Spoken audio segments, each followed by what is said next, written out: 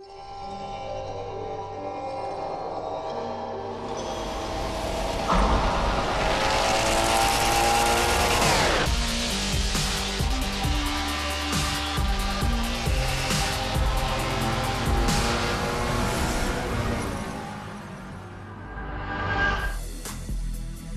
Motorsport's always been a series about innovation.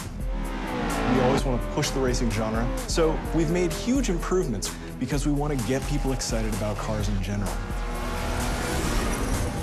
The Alps is the ultimate driving road because it's set in a beautiful location and the ribbon has been hand-tuned over months of testing to make sure that it's just the right balance of speed, challenge, fun, and a wide variety of cars for a wide variety of players. Because we're a virtual game, nobody's gonna get hurt. Since we're not concerned about driver safety, we can go to these epic places like the Bernese Alps and build basically the world's best driving roads, and we have total creative freedom. We actually looked at 15, 30 different locales, and the Alps is just the most epic.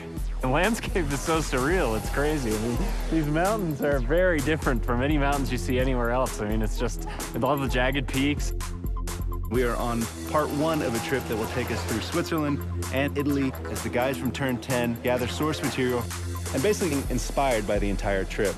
What we're gonna do is find the most amazing areas we possibly can and photograph them to no end. We took a really long elevator ride after a train ride and a long walk and another train ride. Took a while to get up here, but oh my God, it's worth it. Did you guys see the background and everything? Yeah. So right now we're at the Grindelwald region of Switzerland, and we're taking reference photos. We mount a camera to a tripod on a panorama head. The panorama head enables us to take pictures in different increments and multiple exposures. We stitch them all together and then we get an HDR. An HDR is high dynamic range image. Each frame that we do at a multiple exposure. So when you stitch it all together later, you can slide through all the different exposures. So you can go from a very dark scene with a little pinpoint where the sun is all the way up to a very exposed image. And that way it gives us the full range to play with when we go to make our sky domes later.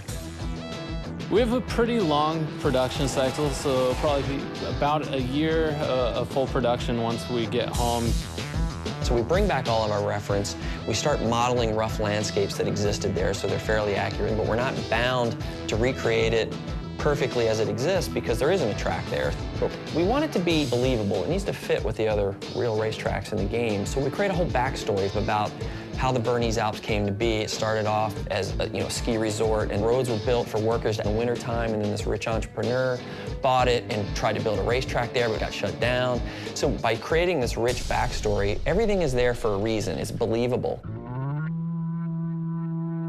Fictional tracks are a chance for us to really showcase some of the graphical tech that we have in our game.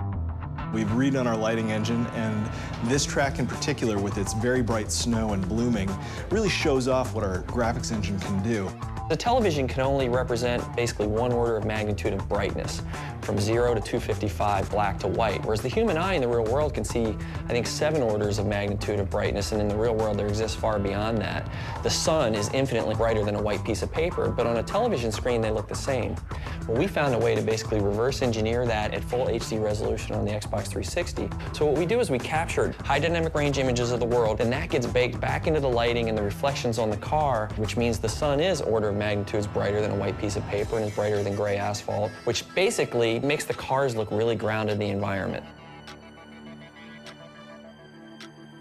We've traveled thousands of miles, we worked thousands of hours, and here it is, the Bernese Alps track in Forza 4.